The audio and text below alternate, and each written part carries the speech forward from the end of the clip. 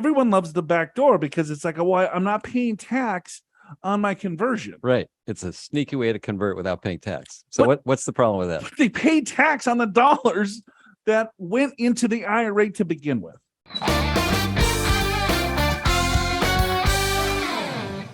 YMYW Gents. Stephen here from Stephen Hot, Texas. Love the show. And I've learned a lot from you lately.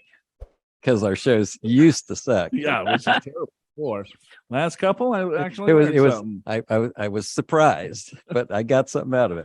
I have a good fortune of being ineligible to make Roth IRA contributions because my income exceeds the limit. I've been wanting to pump more into my Roth IRA account, and of course, the Backdoor Roth contribution strategy has been on my mind.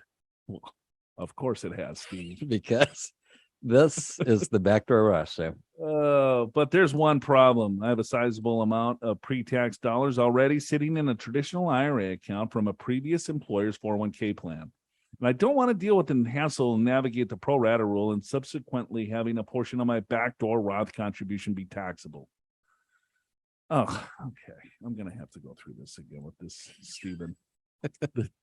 I'm curious if it would be possible to roll over the entire balance of my traditional IRA account into my current employer's 401k account, therefore bringing my portfolio to zero balance in any pre-tax IRA dollars and paving the way for an easy Backdoor Roth contribution. From reading my employer's 401k plan document, you read the document, Stephen? Oh my God. It looks like the plan itself may allow such a rollover. Curious to hear your flippant thoughts and ideas on this. What are some pros and cons? And what should I be thinking about while pondering this strategy? Thank you, Stephen. Note, the contact us form on the website wouldn't submit for me. Imagine that. Surprise. Website sucks.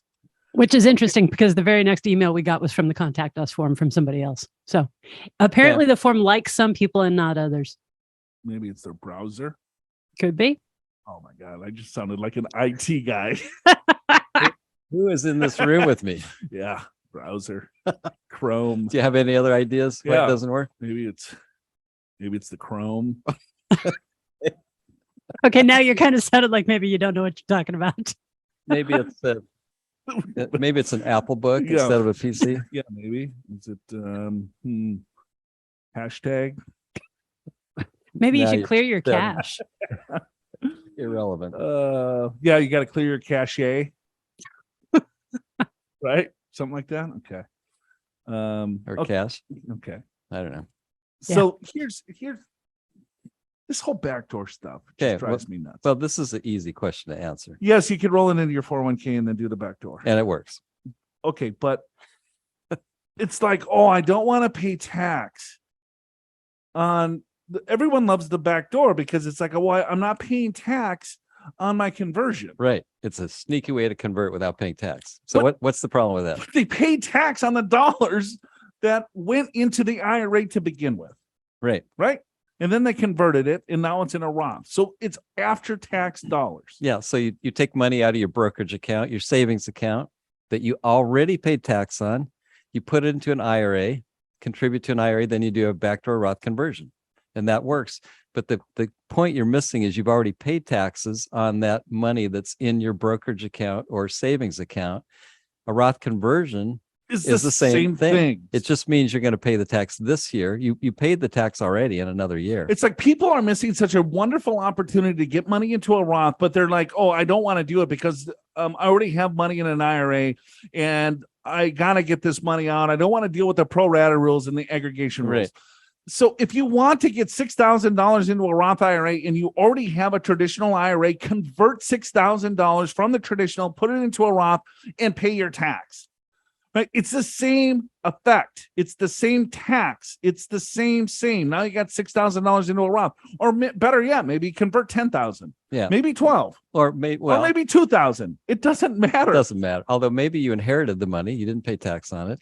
Okay, well, I mean, there's certain circumstances, of course, but I think people are looking at this backdoor strategy as like, okay, well, this is such a cool move because now I can put money into a Roth IRA without paying taxes on it, but you can always put in money into a Roth and pay the same tax as if you did the backdoor or non-backdoor unless you're on the cusp of a different tax bracket. Right. And so here's another problem with this, and that is, what investments does your 401k have? So let's say you've got $400,000 in a rollover IRA, and you want to do this strategy so you can do the backdoor, which I agree, it works. It does work. So you go to your 401k, there's 4 investment options that are terrible. So are you going to blow your whole investment strategy just to get a couple extra dollars in tax-free? So take a look at the investments too. Yeah. So, but by all means, put the money into your 401k, and then you can do the backdoor Roth until your heart's content. It does work. But how about if he's in a certain tax bracket where he could convert more?